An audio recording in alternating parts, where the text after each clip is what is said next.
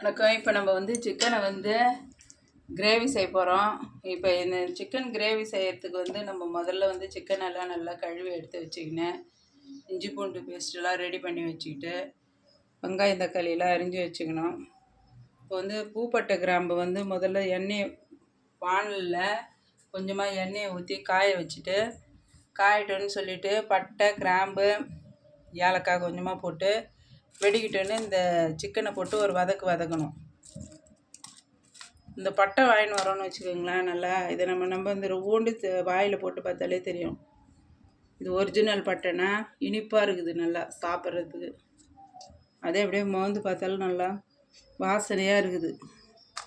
இதுதான் ஒரிஜினல் பட்டை. ஃபஸ்ட்டு கிராம்பு போட்டுப்போம்.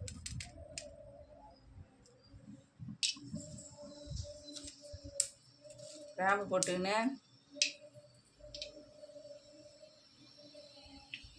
இந்த பட்டையை போட்டுக்குவோம்.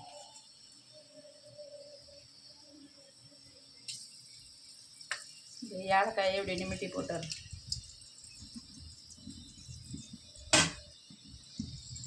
வெடிக்கட்டும்னு சொல்லிட்டு சிக்கனை எடுத்து போட்டார்.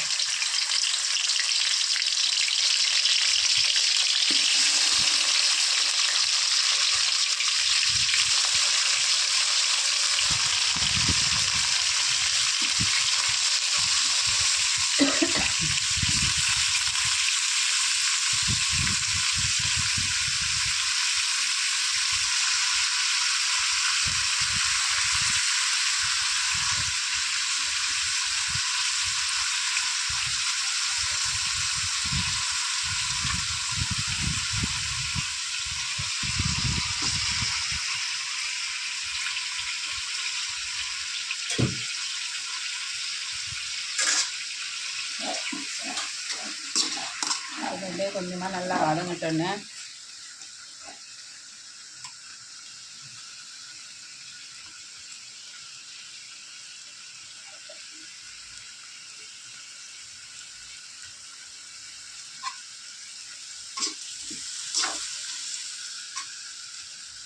மிளகா பொடி போட போகிறேன். இது எங்கள் வீட்டிலே அரைச்ச மிளகா பொடி. இது வந்து இதில் மஞ்சள் நிறையா போட்டு அரைச்சிருக்கிறோம். நாங்கள் தனியாத்தூள் போட்டிருக்கோம். நல்லா சாப்பிட்றதுக்கு காரம் கம்மியாக தான் இருக்கும், நல்லா இதுவாக இருக்கும். அது இந்த தூளையே போட்டுக்கிறேன்.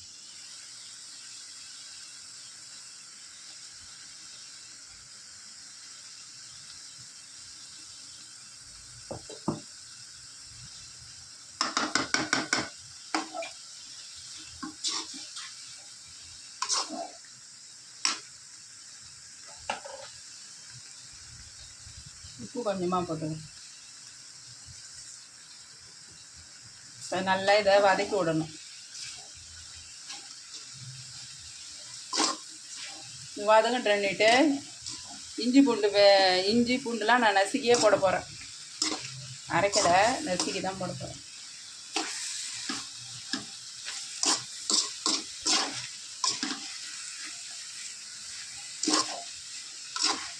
வதங்கிட்டு தண்ணி சேர்த்துக்க வேண்டியது தான்.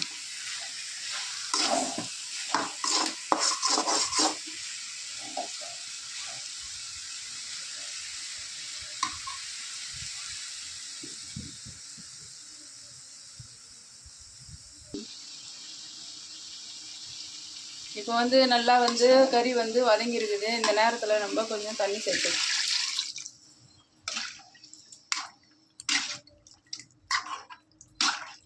இப்போ வந்து நம்ம வந்து ஒரு சிம்பிளான சிக்கன் கிரேவி இது. அதனால் நான் வந்து அப்படியே இஞ்சி பூண்டு எல்லாத்தையும் நசுக்கி போட்டு ஒரு பெரட்டி அப்படியே இறக்கிட வேண்டியது தான். நன்றி, வணக்கம்.